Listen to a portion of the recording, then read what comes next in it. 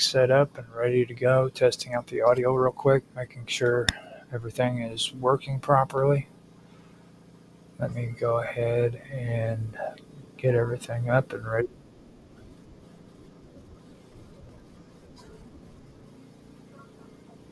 D Live sounds good. Hit refresh on Rumble. Go in there and see what everything sounds like. Okay, Rumble sounds good. X is up and running.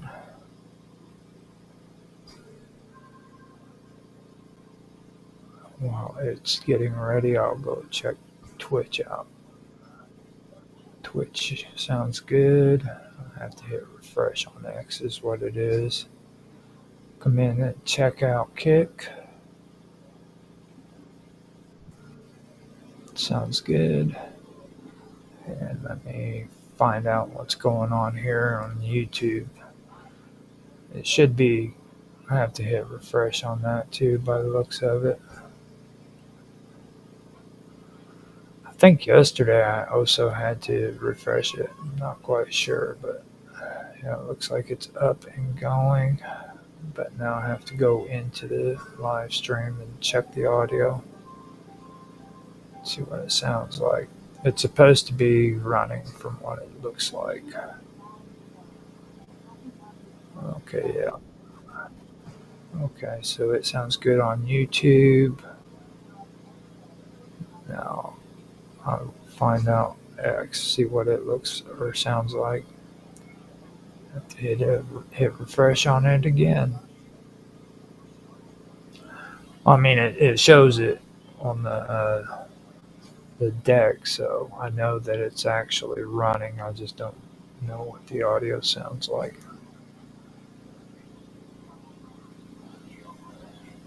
Okay, there we go.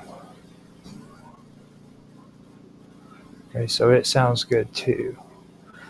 Okay, so everything is up and running. We've got a background set up and good to go. Um, got the banners running for Conspiracy. Today is going to be an episode of Conspiracy. I even have my little avatar down there so that I can get a habit of using that. Just to let everybody know, I have started doing my edits for this season. So my 15-minute videos of Conspiracy for this year has started. And here before long, I will be uploading those, but everything is in a process right now. So I've got things that need to be turned into like 8-hour blocks of video, and that's where I'm using a lot of my videos. So um, before I put them onto Rumble, then I usually make an 8-hour block out of all the content that I have, and I put it on my main channel. And then I turn around and I start transferring them over to Rumble, and they'll be coming out. All my uploads for Rumble too is scheduled out until the beginning of the year. They're not on precise days because of the way that the uploading process is on Rumble. It makes it kind of hard to do that. So you're not going to get like one episode running on Monday and then or one series running on Monday and then another on Tuesday. So just to let you know, but they are by what part it is. Like part ones of all my videos will be out on this, and then part two, and then part three, stuff like that.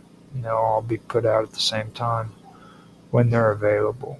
So I know that sounded pretty complicated, but I really wish I could say that it's not either. You know? But in order for me to get that many uploads done and ready, it took a little bit of complicated um, methodology, I guess. double checking on all the audio, make sure it sounds good. Yeah. So we have 5 minutes to go, and what I'm going to do is I'm going to put in another cool song, and I will come back here. I'm going to take a real quick smoke break, and I will be back with the show. So let me go ahead and put in Celestial Blueprints from Mr. Robot.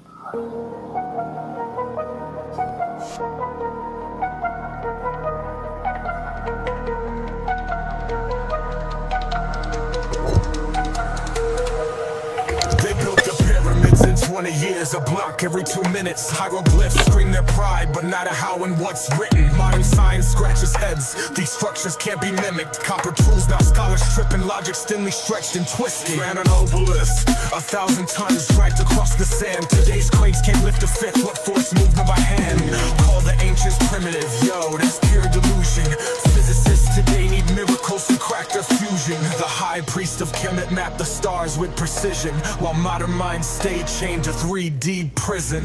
Land of the lost, esoteric Egypt, hidden with an allegorical crypt. Written in the language of symbolism, advanced knowledge cloaked in simple living. Secrets that rewrite history's episode. As above, so below, the hermetic code. Key of life unlocks the heavenly abode. Conscious matrix, how came a pyramid ode? The sphinx wears water scars, a flood from ancient skies. Explosives crack the pyramids, no tombs, just hollow lies. Mummies stolen? Nah, that's ego talk. A weak hypothesis. Truths buried in the stars, encrypted in the myths. Sacred geometry, pagan songs, the roots of Christendom. Pythagoras knelt at their feet, Jesus learned the kingdom.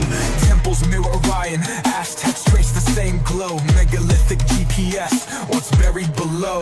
They split the lotus stem, hid wisdom at the core. Solomon's temple, just a copy of what came before. Land of the lost, esoteric Egypt, hidden with the allegorical crypts. Written in the language of symbolism, advanced knowledge cloaked in simple living. Secrets that rewrite history's episode. As above, so below, the hermetic code. Key of life unlocks the heavenly abode. Conscious matrix, alchemy pyramid ode. Iron's the gold, alchemy's flame. They mastered the unseen. Telekinetic levitation, Mars dust in their genes. Critics laugh, aliens hat, but the proof's in the plasma. Why is the Dogon tribe no serious? Was a binary drama? Myths are metaphors, the truth's too bright to hold. Scattered in ruins worldwide, a map etched in gold.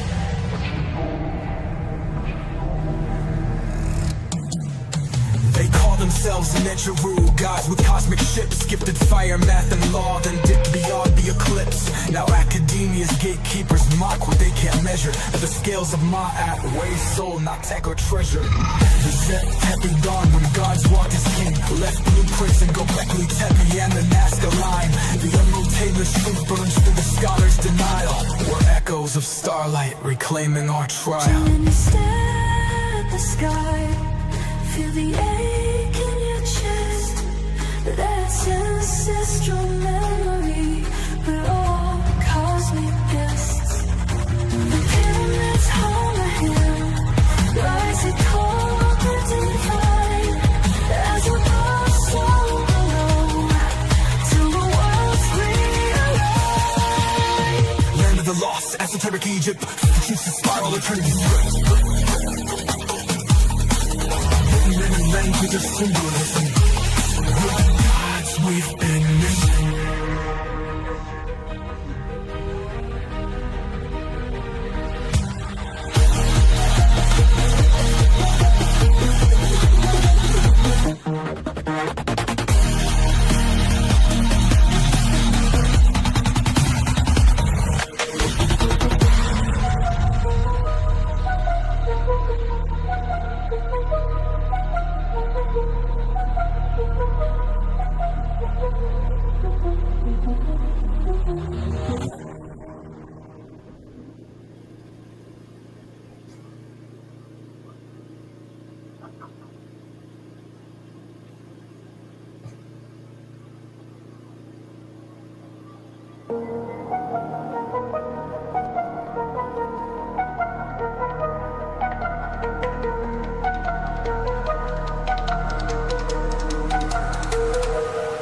They built the pyramids in 20 years, a block every 2 minutes. Hieroglyphs scream their pride, but not a how and what's written. Modern science scratches heads, these structures can't be mimicked. Copper tools, now scholars tripping, logic thinly stretched and twisted. Ran an obelisk, 1,000 tons dragged across the sand. Today's cranes can't lift a fifth, what force moved them by hand?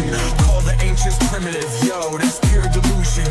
Physicists today need miracles to crack their fusion. The high priest of Kemet mapped the stars with precision, while modern minds stay chained to 3D prison. Land of the lost, esoteric Egypt, hidden was an allegorical crypt, written in the language of symbolism, advanced knowledge cloaked in simple living. Secrets that rewrite history's episode, as above so below, the hermetic code. Key of life unlocks the heavenly abode, conscious matrix, alchemic pyramid ode. The sphinx wears water scars, a flood from ancient skies. Explosives crack the pyramids, no tombs, just hollow lies. Money stolen? Nah, that's ego talk, a weak hypothesis. Truths buried in the stars, encrypted in the myths. Sacred geometry, pagan songs, the roots of Christendom. Pythagoras knelt at their feet, Jesus learned the kingdom. Temples mirror Orion, Aztecs trace the same glow. Megalithic GPS, what's buried below. They split the lotus stem in wisdom at the core.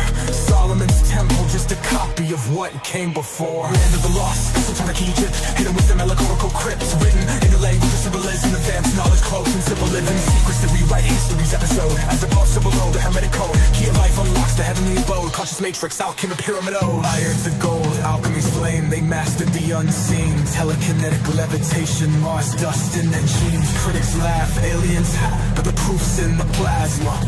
Why is the Dogon tribe no serious? Was a binary drama. Myths and metaphors, the truth's too bright to hold. Scattered in ruins worldwide, a map etched in gold.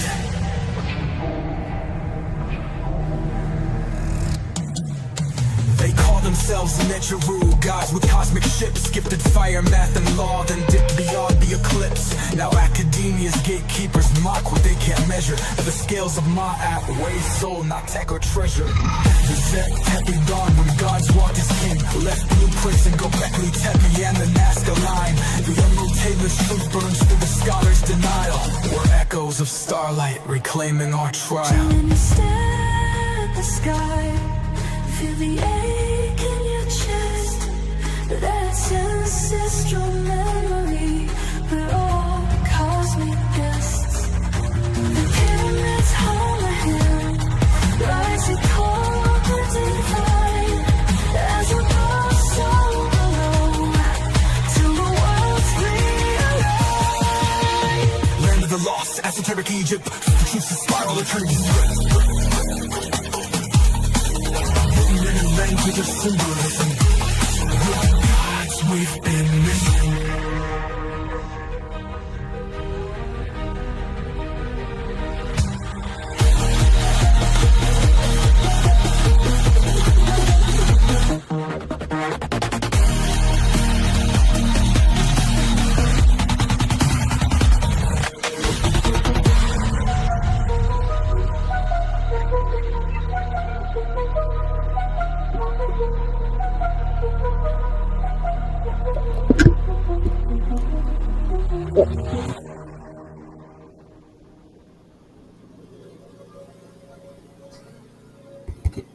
All right, I am back. So I was a little bit late there on the running, but I got back here. So now it is time for me to get my head on straight so that we can get this going and have a good show.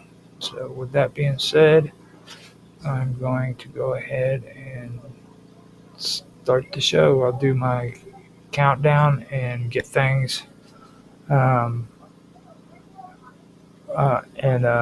freaking get back get on with the topic and everything. Okay, so today's going to be a pretty good episode. So let me do my countdown and get ready.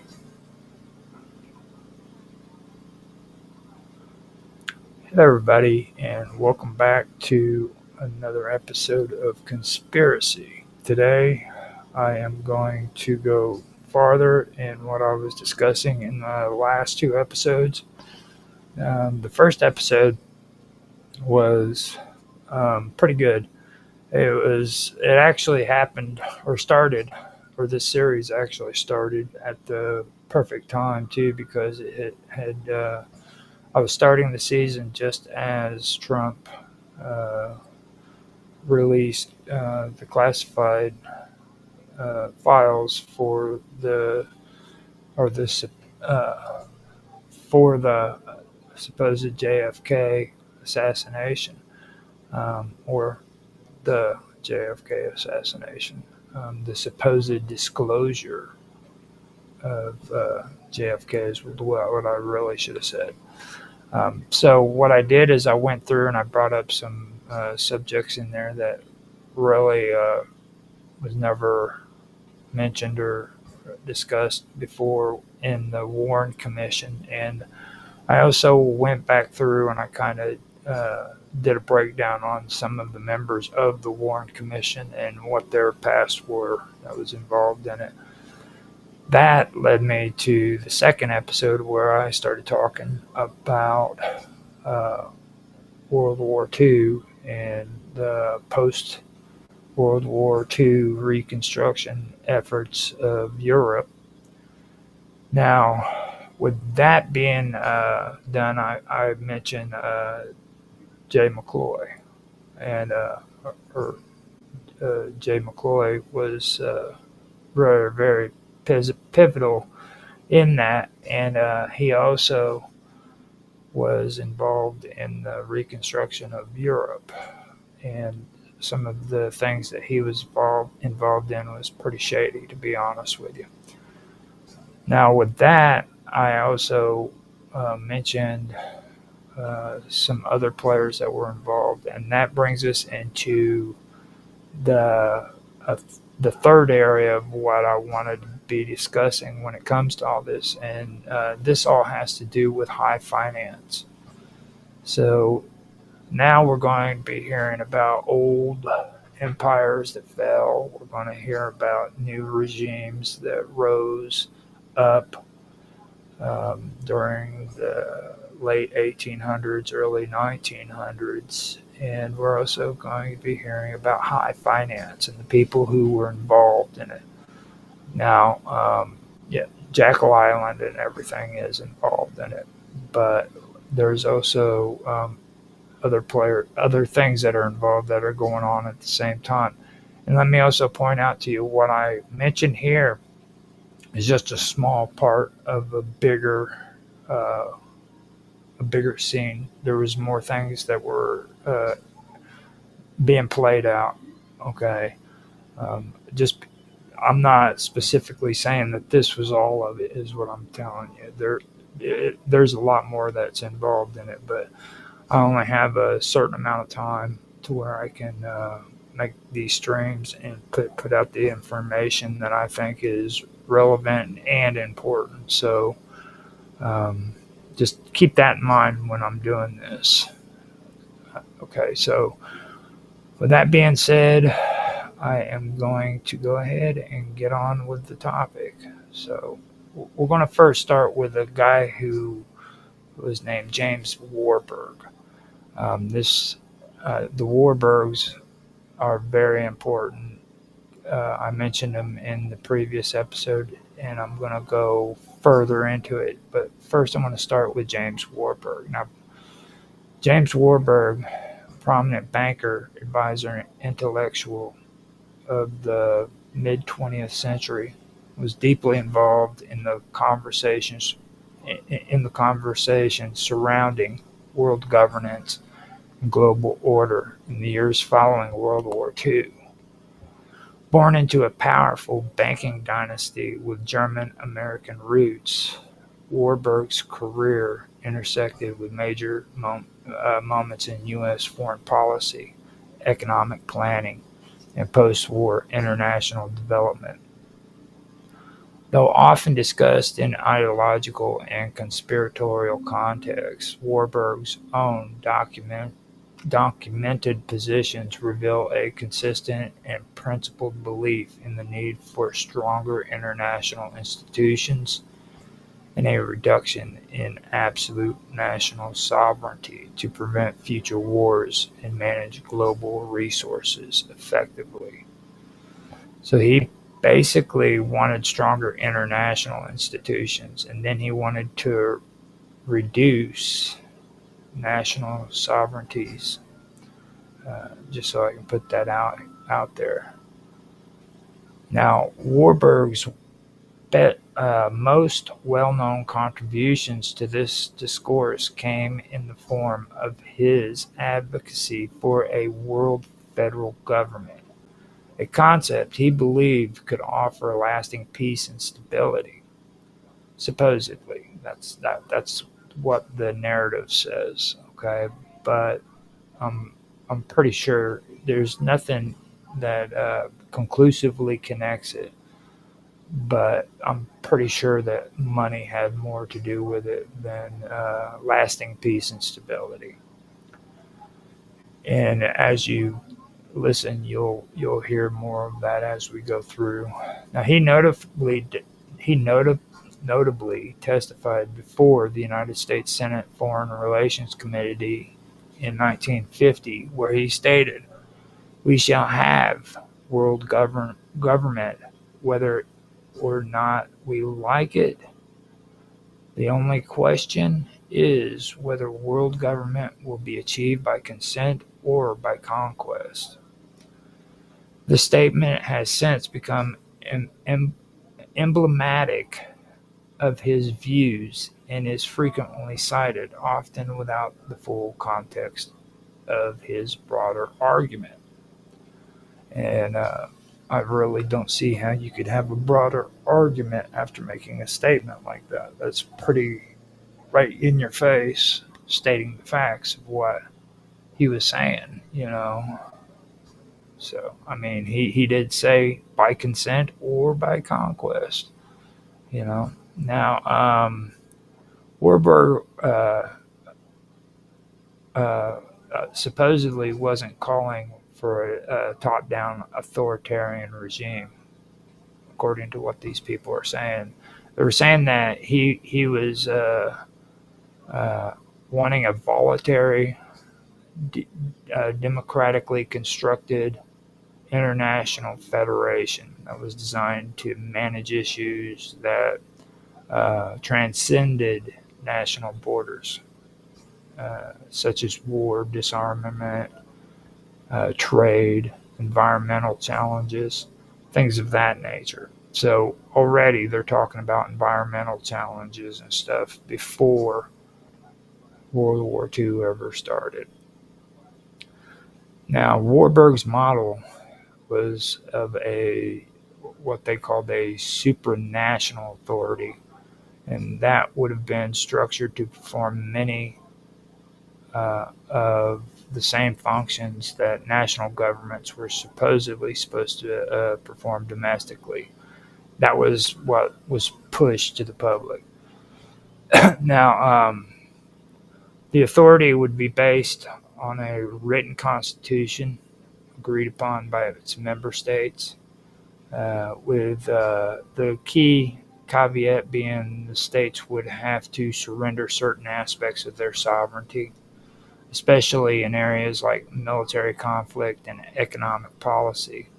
And this was supposed to be going to the greater collective authority on a world stage. Now, the concept is supposedly supposed to have mirrored the evolution of the United States, where formerly independent colonies had agreed to a binding federal constitution, and that imposed certain uniform policies.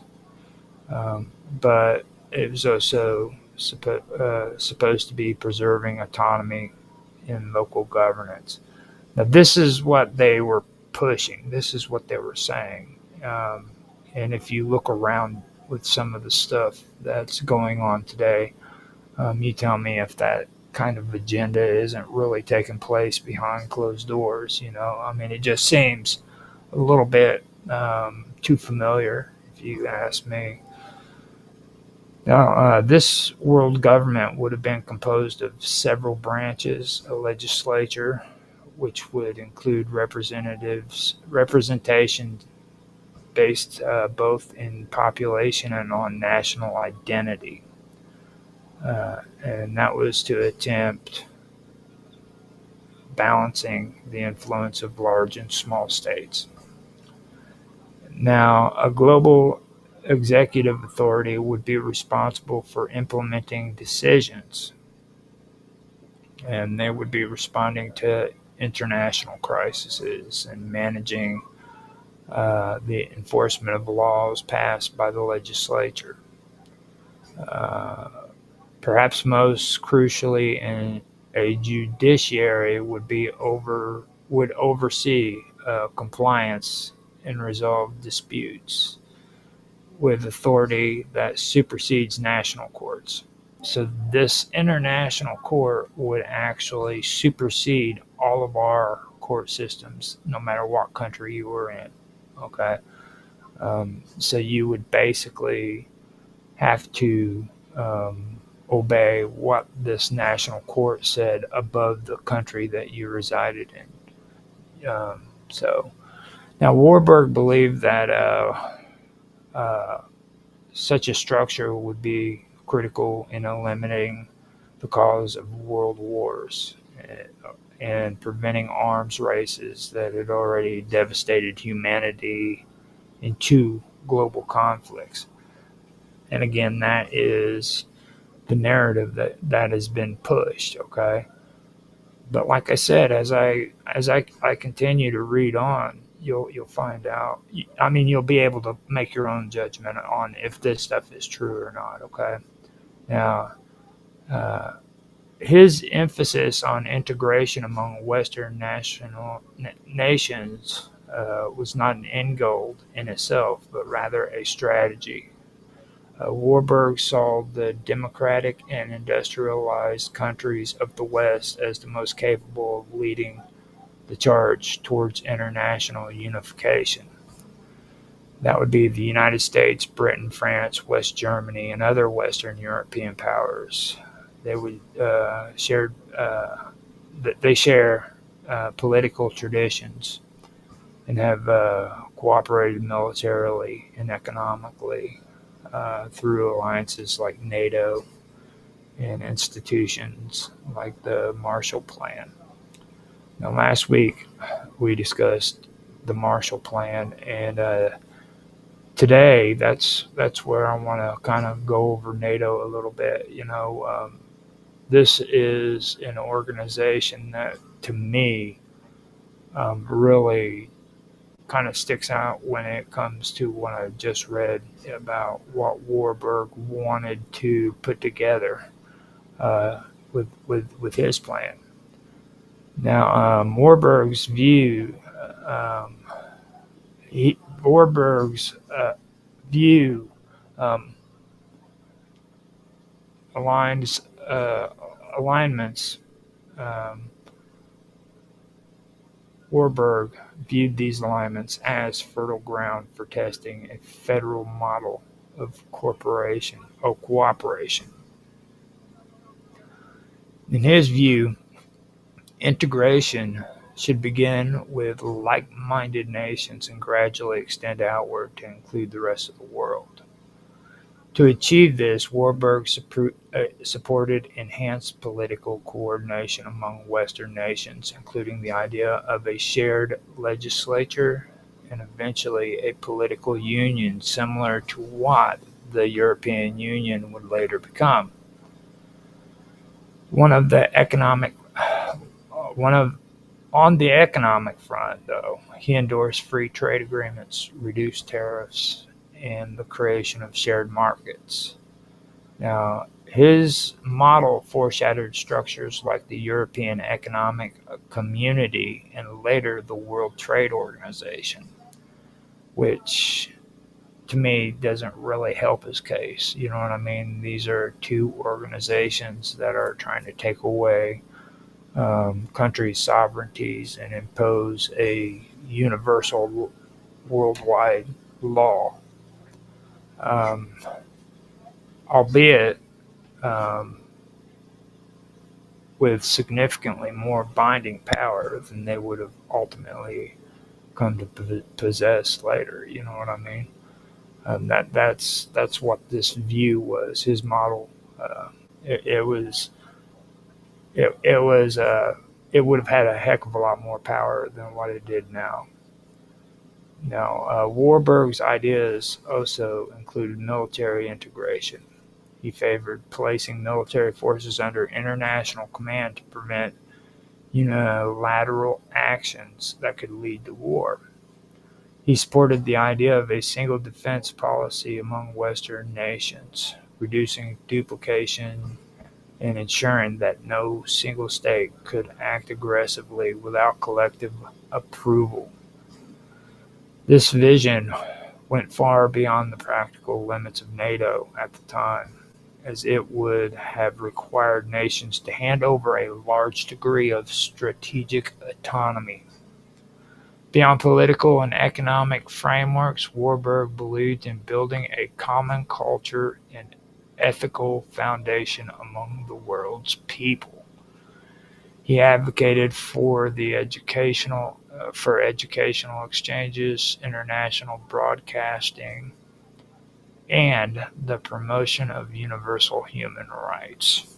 And that I do not really believe. There is nothing that I've found at all whatsoever that shows these people in the Warburg family cared about human rights, much less the education of people, say, in third world countries.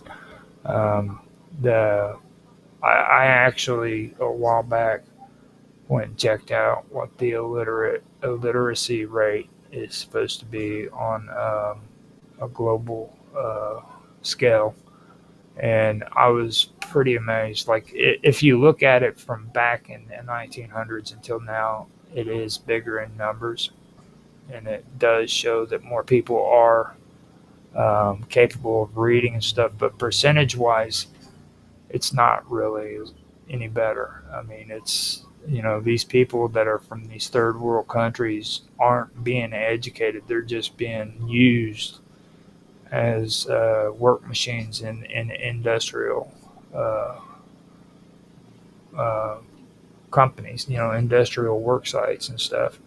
So they're being shifted from being indigenous to being uneducated poor people, basically. That's what I've actually found about it. So he envisioned a global citizenship program and a strengthened sense of common identity to replace nationalist ideologies, which he believed were root causes of division and conflict. Now, Warburg's ideas were not universally embraced, and they often attracted opposition from both the political left and right. Critics on the right feared the loss of national sovereignty and the rise of an unaccountable global bureaucracy. Some on the left were wary of the dominance of Western capitalist powers in shaping the rules of such a system. Moreover, his aristocratic background and banking ties often fueled suspicion, especially during periods of heightened concerns about financial elites influencing political processes.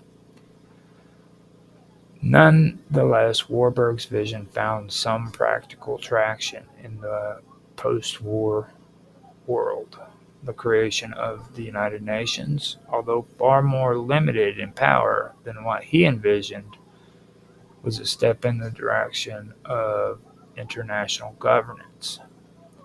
The Bretton Woods system which established institutions like the International Monetary Fund and the World Bank, reflected a coordinated global economic framework. So Bretton Woods system is the beginning of what would eventually be their attempt at creating a global economic framework. The Universal Declaration of Human Rights laid down principles that would inform future uh, international law. In addition to his role as an advocate for global governance, Warburg was involved in post-war reconstruction efforts in Europe, and through family and professional networks had indirect influence on the implementation of the Marshall Plan. The Warburg family's financial and advisory roles in pre-war and post-war Europe, including connections to German and key banking institutions, gave them considerable insight and leverage in economic planning. While the family profited from international finance, their public activities also aligned with efforts to stabilize Europe and prevent future conflicts. Specific profit figures from their activities are not public, but the Warburg banking legacy continued to play a substantial role in the transatlantic finance well into the second half of the 20th century. The broader context of Warburg's proposal must also be seen against the backdrop of Cold War tensions. The threat of nuclear war, ideological conflict between East and West, and the rapid pace of technological development made the idea of a unified approach to global governance seem both necessary and urgent to some thinkers of the time. While Warburg's world federalism never materialized in its full form, many of its underlying concepts continue to influence international relationships, treaty organizations, and efforts at multilateral diplomacy today. Warburg's ideas also must be placed in the context of changing international norms. His advocacy was not isolated. It echoed the works of other world federalists and statesmen who believed that global cooperation was the only safeguard against annihilation. The devastation of two world wars combined with the advent of nuclear weapons deeply influenced intellectuals and policymakers alike to rethink the structure of international order. Now, I can agree with some of that to an extent, but I would also guess that Warburg was in the process of trying to figure out how to make a profit off of this stuff because him and his entire family were warmongers who profited off of war. That's how they made their money. And as soon as I get through this part, you'll start about James Warburg. You'll start seeing where I'm coming from with this. I'll go even deeper into all of this so that you guys can understand what I'm talking about. Now, Warburg was one of many who believed that world peace was not only a dream, but it was a necessity. Um, that's according to what the narrative states about James Warburg. They make it out like he was just a peace activist and he wanted peace and that was all he wanted, but a lot of what's being said doesn't really match up. Now, like I said, while James Warburg was not a lone voice in the push for global governance, his prominence, his resources, and connections lent his views greater influence. He was a member of the Council on Foreign Relations and had ties to key figures in the U.S. State Department and economic advisory circles. His proposal His proposals influenced discussions among World Federalist organizations and in policy think tanks, although they never became official U.S. policy. Still, Warburg's testimony and writing served to popularize a framework for thinking about how peace might be institutionalized beyond the fragile confines of diplomatic agreements. One area in which his vision indirectly saw implementation through regional integration projects was through regional integration projects. The European Coal and Steel Community, founded in the early 1950s, later expanded into the European Economic Community and eventually the European Union. So now we have the emergence of the European Union. Okay, these institutions reflected many of the principles Warburg championed: economic integration, shared political frameworks, and a bridging legal authority across nations. Though the EU remains a regional body and not a global federation, it has often been cited as a potential model for broader international cooperation. So that, to me, is something that really stands out. What we have here with the EU is actually a guinea pig, a model that they would eventually want to make the world into. So when you're looking at the EU and everything that's involved there, you're looking at something that is actually something they want to make into a global government. And that's something that really does stand out to me whenever I read this. So now, Warburg's emphasis on the moral responsibility of developed nations also carries weight in post-war humanitarian and economic policies.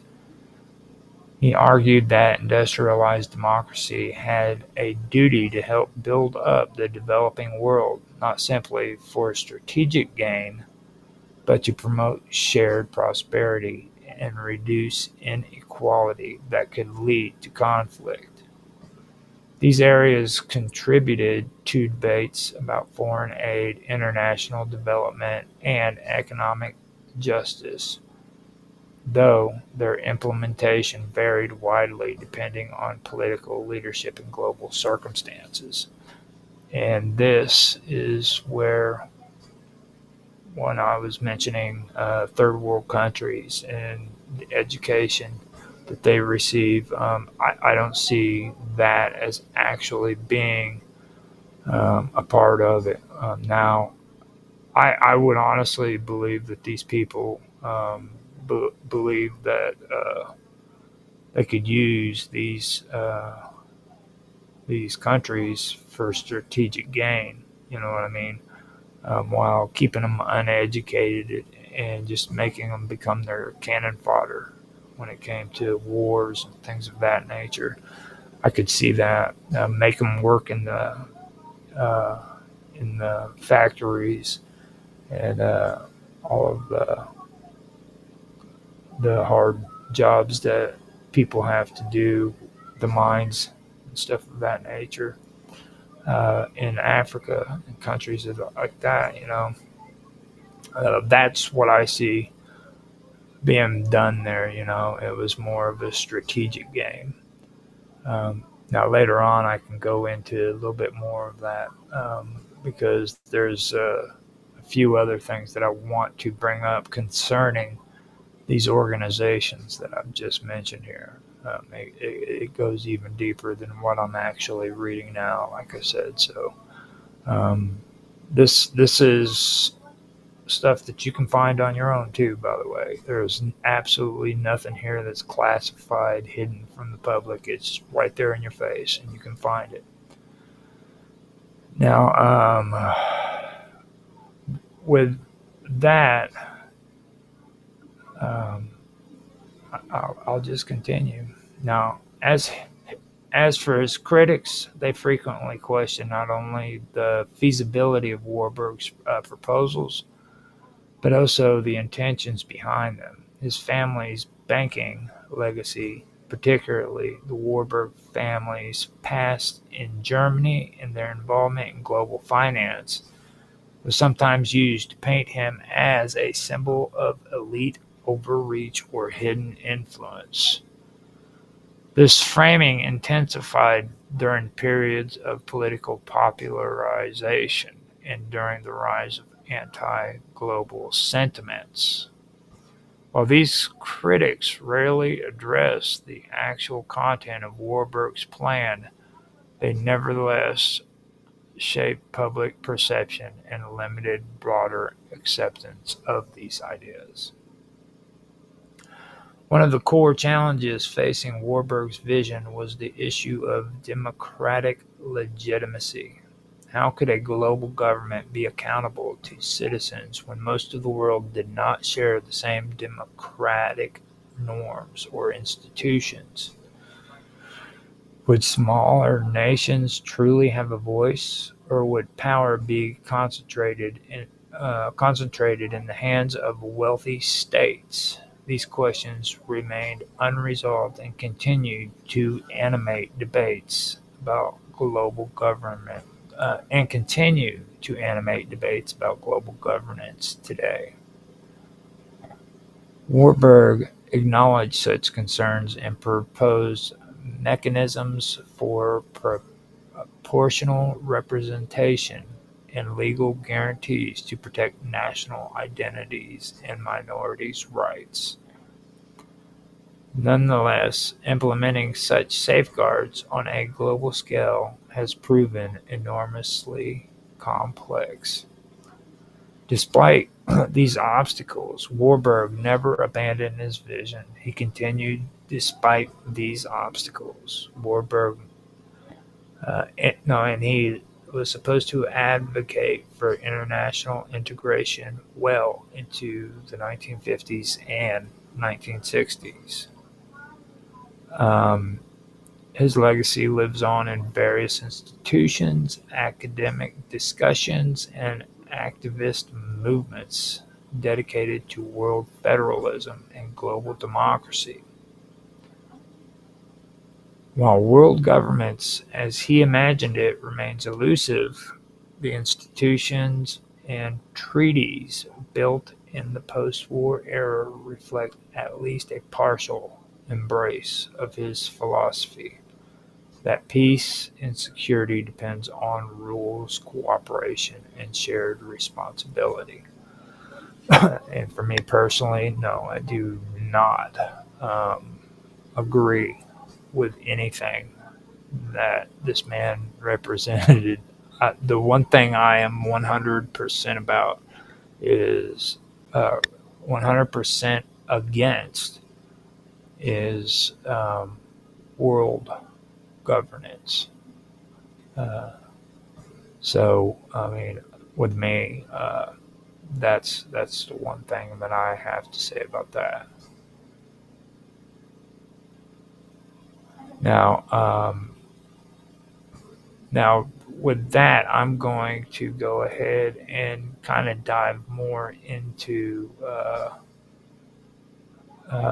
this thing about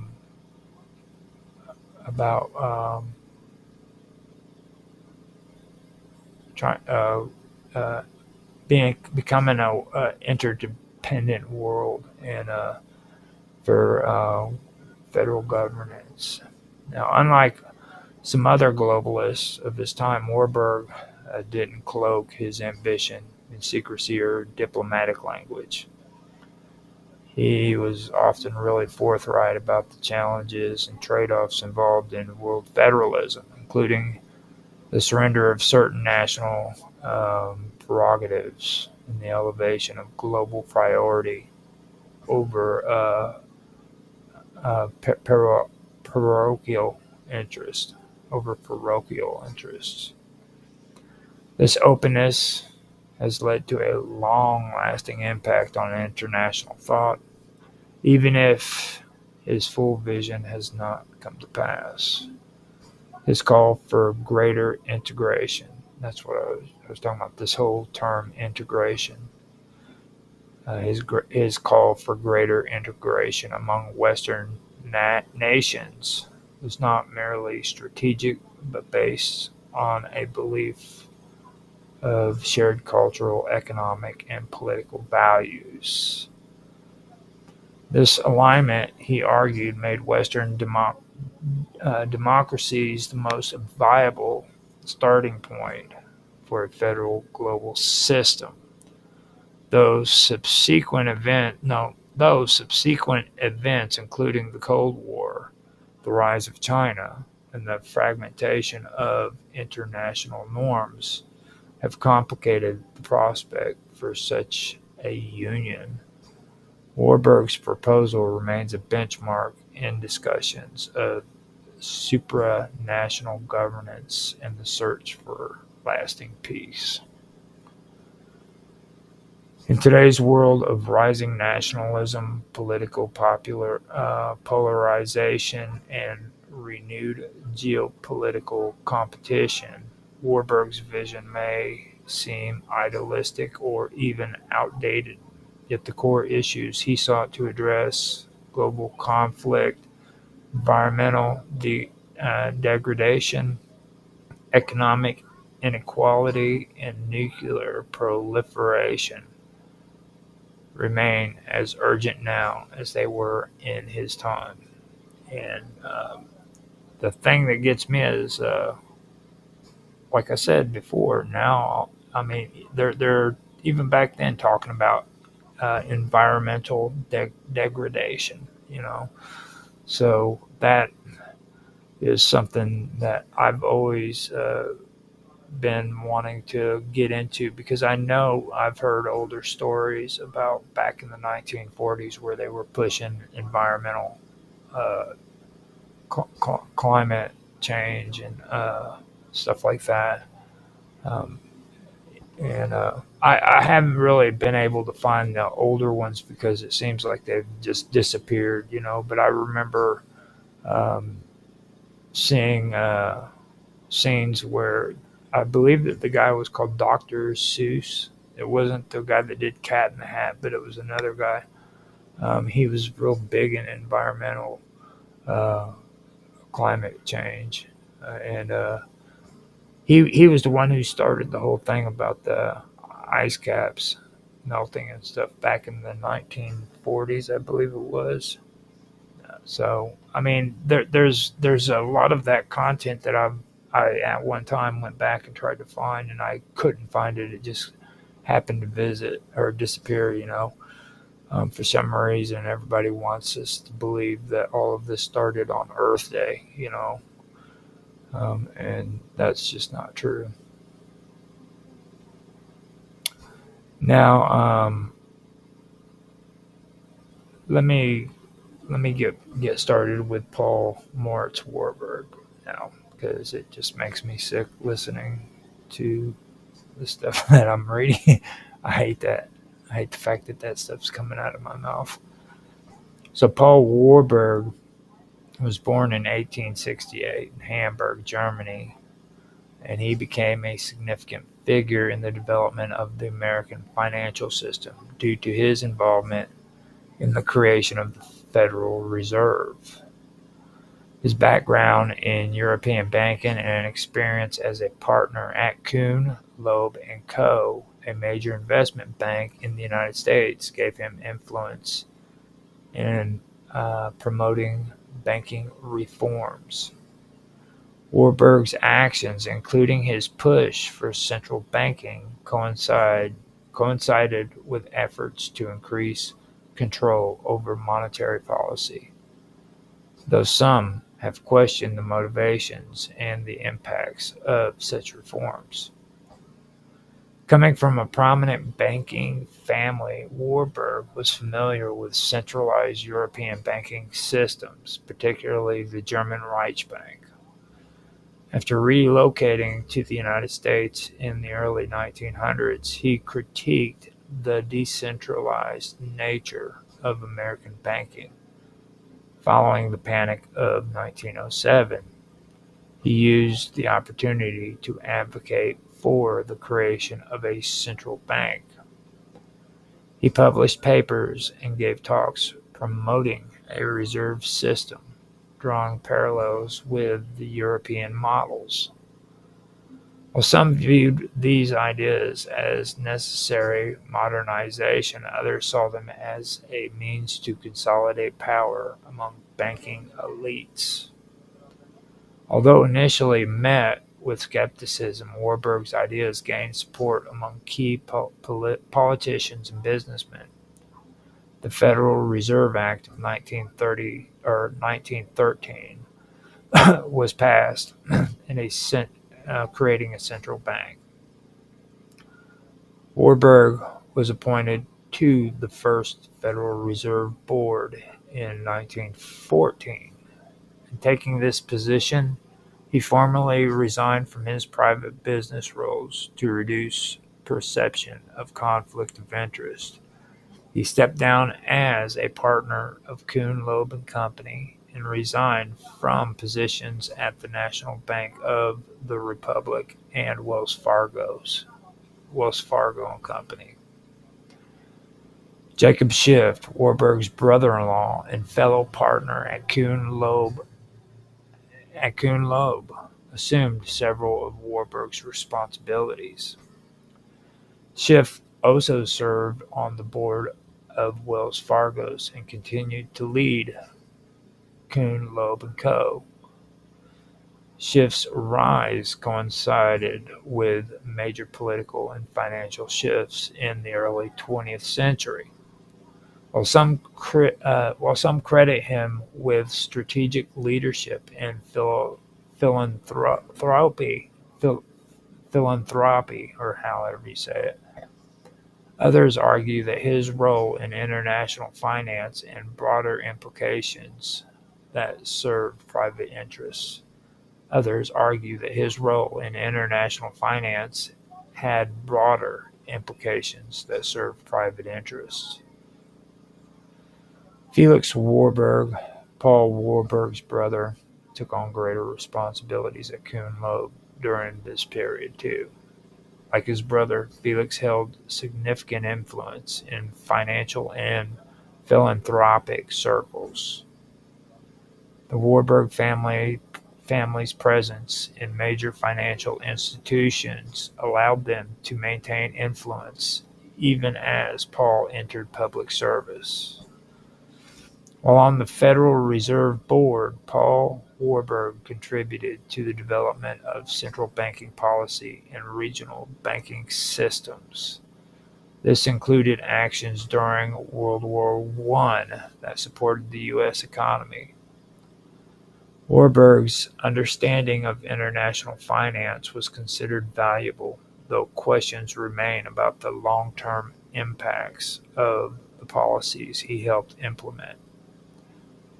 After his term on the Federal Reserve Board, Warburg continued in finance, including establishing the American Acceptance Council in 1990 and serving as chairman of the International Acceptance Bank in New York.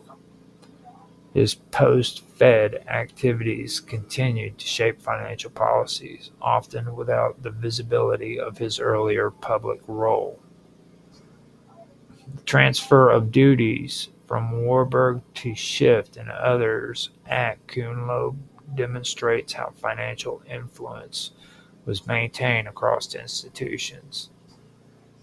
Schiff remained a significant figure in American finance, with involvement in foreign affairs and support for overseas governments and movements, raising concerns among critics about the alignment of private interest and public outcomes. Warburg's critics accuse him of advancing reforms that disproportionately benefited large banks and undermined public oversights. Allegations of self-interest and manipulation of financial systems followed him throughout his career. Some have speculated about his connection to financial crises and questioned whether his advocacy for reform served broader public interest or entrenched private control. Jacob Schiff's investments, particularly in international conflicts such as the Russo-Japanese War, also sparked debate. Schiff's financial backing of Japan during its war with Russia was seen by some as politically motivated and as evidence of how financial institutes could influence global events.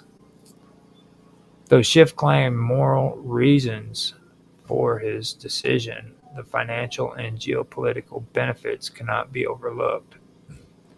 The Warburg and Schiff families' involvement in shaping the U.S. and global financial systems contributed to structural changes with lasting impacts. These changes centralized power and introduced new financial mechanisms that expanded the influence of private banks. While some historians interpret these developments as necessary modernization, others argue that they reflect a consolidation of elite power under the guise of reform. Paul Warburg's theories on central banking promoted a stronger institutional framework, but they also facilitated increased control by unelected financial authorities. His support for a central bank included the belief that such an institution should operate independently of public opinion and electoral oversight, a view that remains controversial. The Federal Reserve's current structure reflects many of Warburg's ideas, and it continues to face scrutiny for its perceived lack of transparency and public accountability. In the early 20th century was marked by significant financial upheavals, including recurring panics and economic instability. The creation of the Federal Reserve, driven in part by Warburg, was a response to these conditions. Now, me personally, I, I find that could possibly be untrue. Um, I mean, there's a good chance that these people actually caused a lot of these bank runs just so they could actually enforce these laws and create the Federal Reserve, federal banking and stuff. That's just my take on it. It just when you read this stuff enough over and over again, it's there. You know what I mean? So that's something that really sticks out to me. Now, however, questions remain about whether these crises were exacerbated or even manipulated by those advocating for centralization. Jacob Schiff's continued influence at Kuhn, Loeb, and other institutes, including Wells Fargo's, reinforces the dominance of a small group of financiers in American economic life. Critics have pointed out that such concentration of influence was detrimental to democratic principles and led to decisions driven by financial self-interest rather than by public welfare. The roles of Paul Warburg and Jacob Schiff in shaping the modern American financial system are complex. They were influential in the creation in the creation and leadership of institutions that still impact financial finance or global finance today. However, their motivation, the outcomes of their actions, and the power they wielded remain subjects of critical historical debate. The consolidation of financial authority that followed their rise has been both praised for stability and criticized for entrenching elite control over economic policy. Now, after that, I want to also shift over to Max Warburg. Now, this is where a lot of things kind of start uh, making a little bit more sense too when it comes to profiting off of war. And I also see them breaking up into two factions. You take this side, I take this side, and we meet in the middle and make a big pot of uh, big profit off of it. You know what I mean? And we share the gold, the big pot of gold, kind of thing. So with that, I'm going to start with, or I'm going to start talking about Warburg. Now, Max Warburg, it was a prominent figure in the early 20th century uh, in European finance. He played a significant role as a financial advisor to the German government during World War One. As head of M. Warburg and Company, a major Hamburg-based bank with deep international connections, Max was regarded as one of Germany's most influential bankers. His activities during the war, along with the global position of the Warburg family, highlight a complex intersection of financial, political, and transnational power that defined the wartime and post-war economic landscapes. Born in 1867 to the powerful Warburg banking family, Max inherited not only the family business but also a legacy of financial involvement that would that extended across Europe and into the United States. By the outbreak of World War One in 1914, Max Warburg had already cemented himself as a trusted advisor to key figures in the German Empire, including Kaiser Wilhelm II. He was a member of the Reichsbank Advisory Board and often called upon to provide counsel to Germany's monetary and economic strategies. As Germany became increasingly isolated from international financial markets due to the British naval blockade and diplomatic pressure from the Allies, Warburg's experience and connections in neutral countries became even more vital. His expertise in international banking and knowledge of capital flows allowed him to facilitate indirect economic transactions and attempt to circumvent some of the economic constraints the placed upon the Central Powers. These efforts, however, were limited by the geopolitical realities of the war, as Germany's access to international credit and trade diminished. One of the most controversial aspects of Max Warburg's legacy stems from the simultaneous rise of his brother Paul Warburg in the United States. Paul Warburg was a key architect of the Federal Reserve Act of 1913 and served in the initial Federal Reserve Board, on the initial Federal Reserve Board. While Paul had resigned from his positions at Kuhn Loeb and Company in Wells Fargo to join the board, concerns persisted over potential conflict of interest. During World War One, while Max advised the German Empire, Paul was advising the U.S. government as a top monetary authority. This transatlantic split in allegiances within the Warburg family has fueled persistent debate and speculation. Critics have long questioned whether these dual roles created an unseen channel of financial communication or influence between opposing sides. While no evidence has emerged proving coordination between the brothers during the war, the situation raised eyebrows in both Europe and America.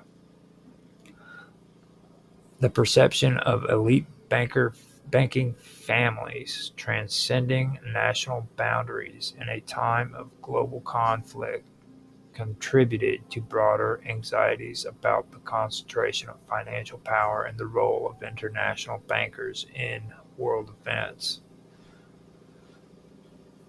Mark Warburg's influence extended beyond his advisory role. He was instrumental in directing funds and advising on war bond campaigns within Germany. His position on various corporate and banking boards gave him a central role in the strategic decisions about the mobilization of resources for the war effort. He also had to manage the effects of war on German industry, overseeing efforts to maintain economic stability in the face of growing shortages and inflation. After the war, Max Warburg continued to wield influence during the period of Reconstruction and financial stabilization. He was a delegate to the Versailles Peace Conference in 1919, representing German financial interests. Warburg opposed some of the harsh reparations imposed on Germany and worked to negotiate more favorable terms for the nation's recovery. He later played a role in the establishment of the German central bank, the Reichsbank, under the new post-war economic framework. The Warburg family's financial involvement during the interwar years further embedded them in the transnational financial architecture that would shape Europe in the lead-up to World War II. While Max Warburg's business continued in Germany, the rise of the Nazi regime in the 1930s forced the family to divest and flee the country. Despite being a decorated German patriot who had supported the state during World War I, Max Warburg, like many German Jews, found himself stripped of his position and persecuted under Nazi racial laws. He eventually immigrated to the United States, where other members of the Warburg family had already established themselves. And even though it's mentioned here that he was persecuted by the Nazis, you need to also remember that he was a World War I war criminal. Okay, this man was responsible for chemicals that had been freaking dropped on freaking Allied soldiers. And he was literally able to walk into the United States and get citizenship because of the amount of money that was in his pocket. Okay? Not, don't get me wrong, there was a lot of horrible things that happened in World War II, but nobody ever looks at World War I where, I mean, there's a reason why chemical warfare is abolished. Okay? And World War I was the reason for that. A lot of people died in that war too. And this man was involved in the financing of those chemical weapons that eventually killed Allied troops. And he was just allowed right into the United States because of his influence and his money. Now, the perception of the Warburgs as figures operating above natural politics has led to their inclusion in many critiques of early 20th century global finance.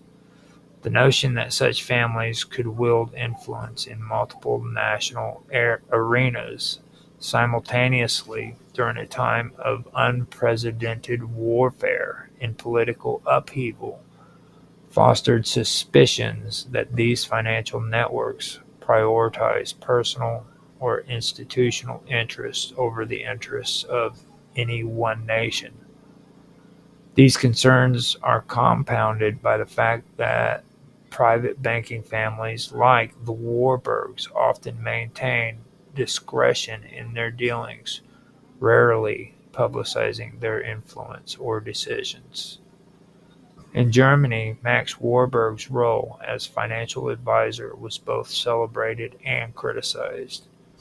His expertise was recognized by many in the establishment, yet nationalists and far-right factions frequently attacked him, especially in the years following the war. These criticisms intensified with the rise of anti-Semitic ideologies, which painted Jewish bankers as the architects of German defeat and economic decline. Max Warburg's association with international finance made him an easy target for conspiracy theories that sought to attribute Germany's loss in the war and subsequent suffering to betrayal from within. In the United States, Paul Warburg's position was not immune to scrutiny either. Despite his former renunciation of private business ties upon joining the Federal Reserve Board, questions persisted about whether his family's transnational connections influenced U.S. monetary policy. Paul had advocated for a central bank long before the war, arguing that financial panics like those in 1907 demonstrated the need for more effective control over the banking systems. However, critics viewed the creation of the Federal Reserve as a mechanism that placed immense economic power in the hands of unelected financiers. Both Max and Paul Warburg operated at the intersection of public policy and private finance, a space where influence is hard to measure and accountability is often diffused. Their simultaneous involvement in the financial affairs of two opposing powers during a world war is perhaps the most vivid illustration of the dual loyalties and overlapping interests that defined international finance in the early 20th century. Their legacies, whether interpreted as examples of visionary economic leadership or elite control of global systems, remain central to the history of modern banking. The Warburgs were also involved in post-war efforts to reshape Europe economically. The family's expertise and capital were welcomed in various projects that sought to stabilize currencies, rebuild industrial capacities, and reestablish international trade.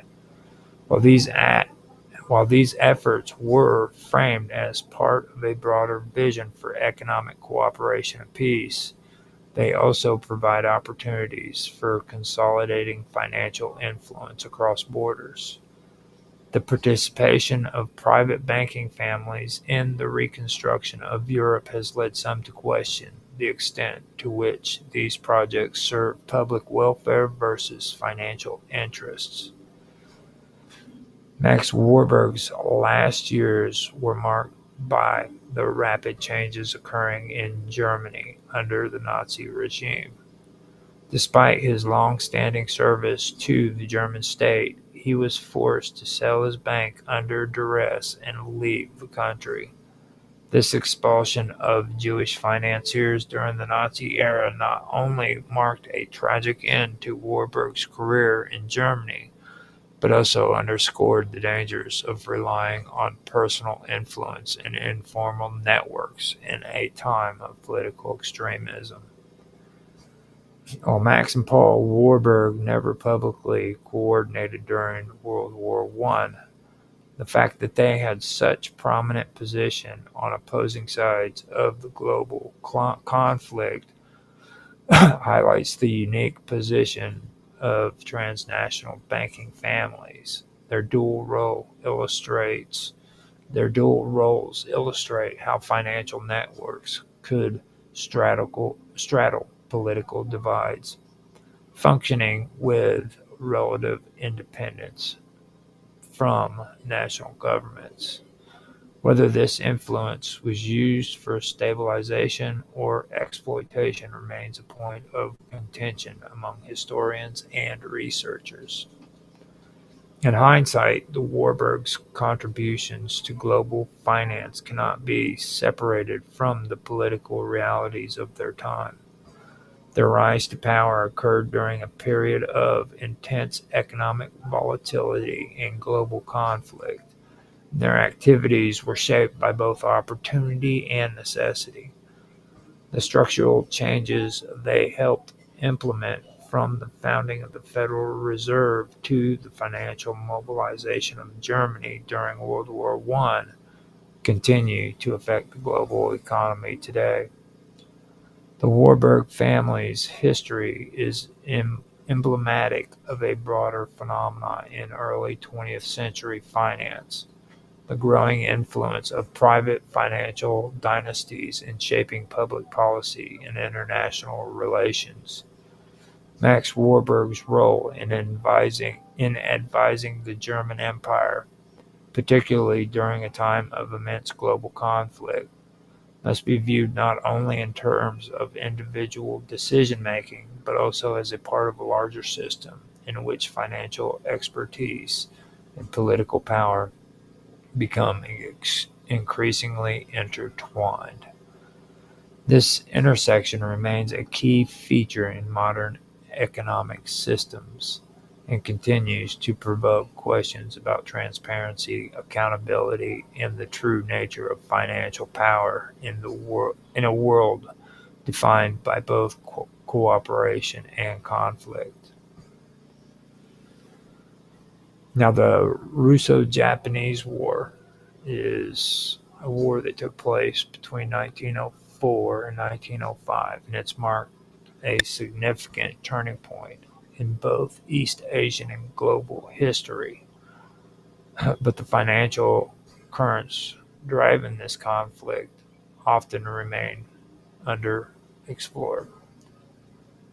Central to this financial theater were key Western banking families and institutions, most notably Jacob Schiff, the Rothschild family, and the Warburgs.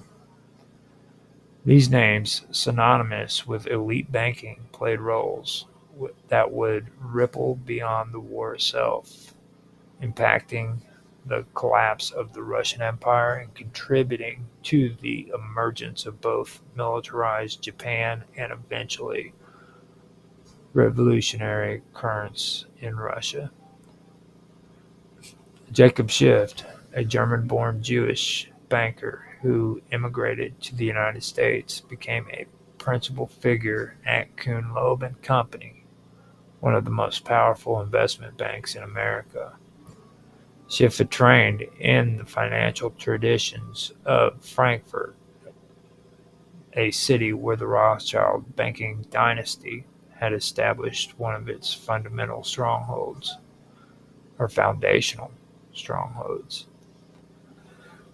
This European education had installed in Schiff a deep understanding of international finance and geopolitics, and his ties to the Rothschilds and the Warburg family of Hamburg further extended his influence across continents. As tensions escalated between Japan and Russia at the dawn of the 20th century, Schiff emerged as a vital supporter of Japan. His motivations were multifaceted. One reason was ideological. He harbored a profound opposition to the Russian Empire's policies towards its Jewish population, which include pogroms and institutionalized discrimination. Yet, strategic and financial aspects of his decision were just as significant. Schiff believed that a victorious Japan could alter the balance of power in East Asia and challenge the autocratic regime in Russia. To support Japan, Schiff arranged for massive loans amounting to over 200 million in today's money to be issued to the Japanese government through Kuhn Loeb and Co. These funds were instrumental in Japan's ability to sustain its war effort against the numerically and materially superior Russian Empire. Schiff's move was revolutionary. It marked one of the first times a major Western financier had backed an Asian nation against a European power. It also demonstrated the emerging power of global capital independent of national borders. At the same time, Schiff's financial support of Japan had broader implications. The funds he helped secure were used to modernize Japan's infrastructure, including its navy and army. This support allowed Japan to project military power far beyond its borders, culminating in the stocking victory over Russian forces at Port Arthur and Tsushima. Tsushima.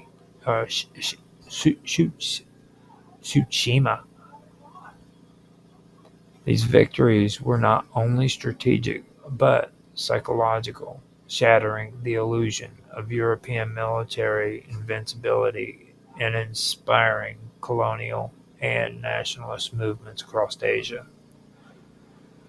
In addition to Schiff's contributions, the Rothschild banking house in London and Paris played important, albeit more indirect roles. Though they did not openly support the Japanese war efforts in the same overt way that Schiff did, Rothschild-affiliated institutions helped manage the complex web of international bonds and credit relations that underpinned the war economies. The Rothschilds, with their deep roots in sovereign debt markets and their close relationship with European governments, had a long-standing interest in the political stability of the continent. However, their involvement in managing Japanese bond issuances in London, facilitated through allied banks like Barings and N.M. Rothschild and Sons, suggests they saw a rising Japan as a valuable geopolitical player. The Warburg family, another powerful German Jewish banking dynasty, added a third dimension to this financial equation. Max Warburg in Germany and Paul Warburg in the United States maintained extensive networks in both European and American financial circles.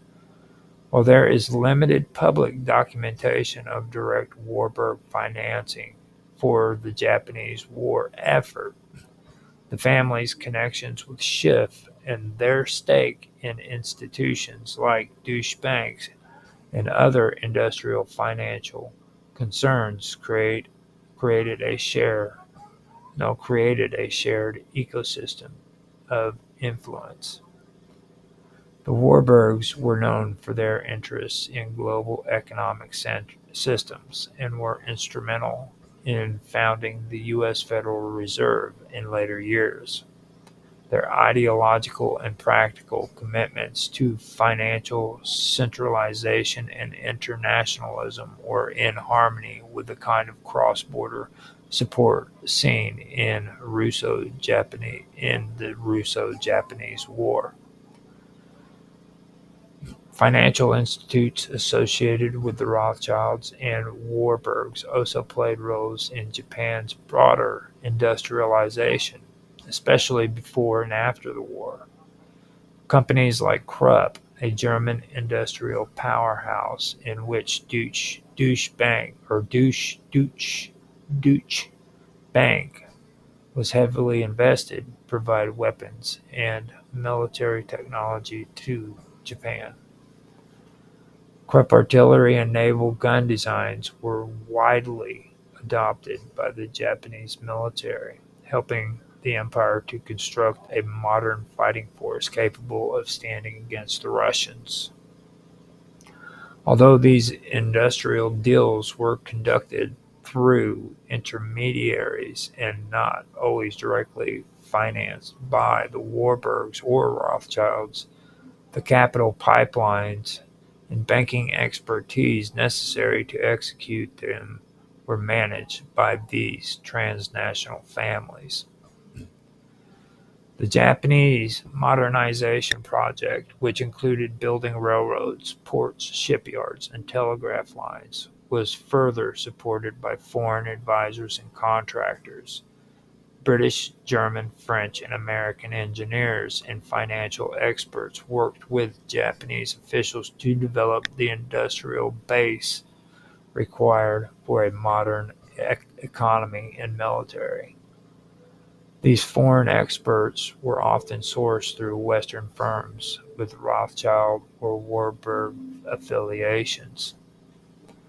Even though these connections may have been several degrees removed, they formed a global matrix of capital and expertise with common objectives: economic expansion, geopolitical influence, and profit.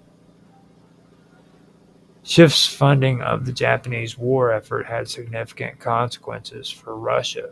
The defeat at the hands of Japan triggered political unrest throughout the Russian Empire. The loss was not only humiliating but economically devastating, leading to the 1905 Russian Revolution.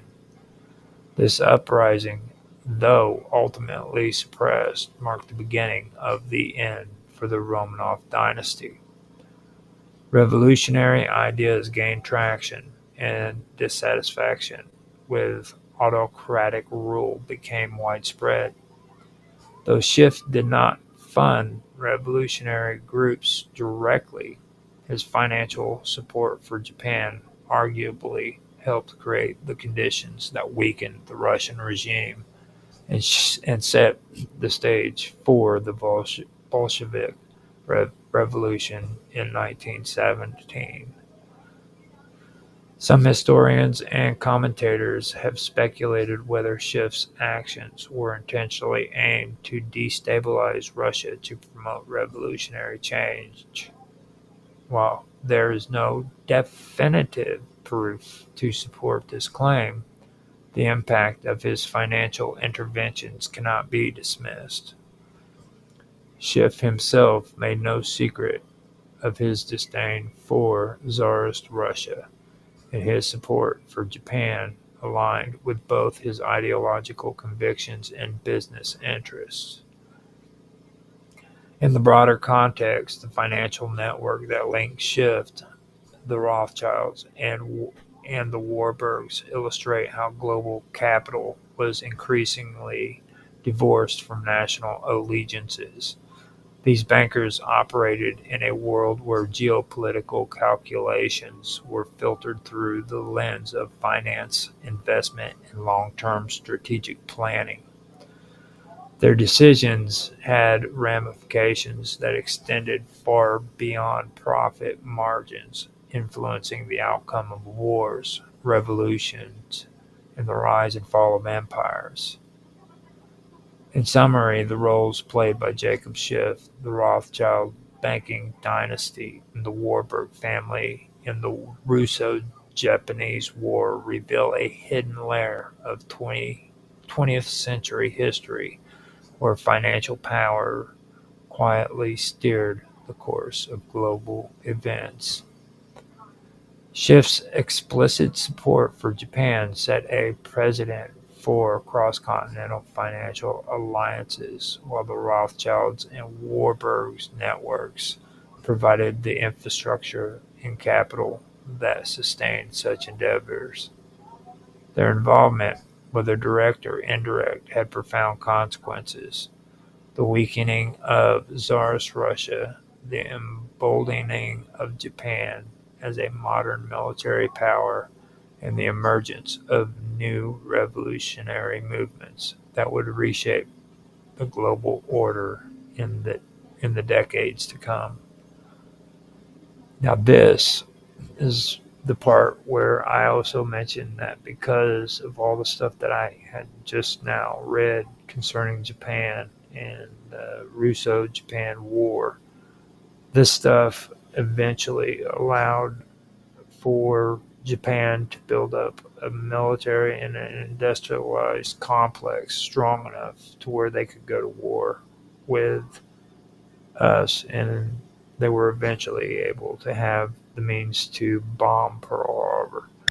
Um, and this was all because of this war and because of the support that was given to them by these corporations and financial institutes that wanted to industrialize Japan and make it into what it eventually became. So that is the end of my reading, and I'm going to go and check out everything, see if anybody came in and made any kind of comments. If they haven't, then I am going to end this stream. I wanted to put this together for quite some time. I had all my notes originally back whenever Facebook had Facebook notes, and soon they deleted all of those, and that really pissed me off. But as time went by, I kept telling myself over and over again, I'm going to come back to this and get this out on stream. And finally, I was able to get around to doing it.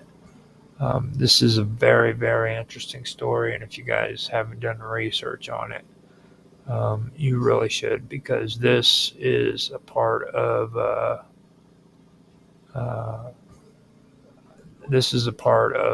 history that you're not going to hear about in textbooks. Okay, this is really, really interesting content that you're not going to learn about in school. Just put it to you that way. And Rajram showed up for chat in YouTube. He says, "Good evening, everyone. I'm sorry for being late." Hey, man, you're never late. Okay, we'll welcome you into the chat anytime.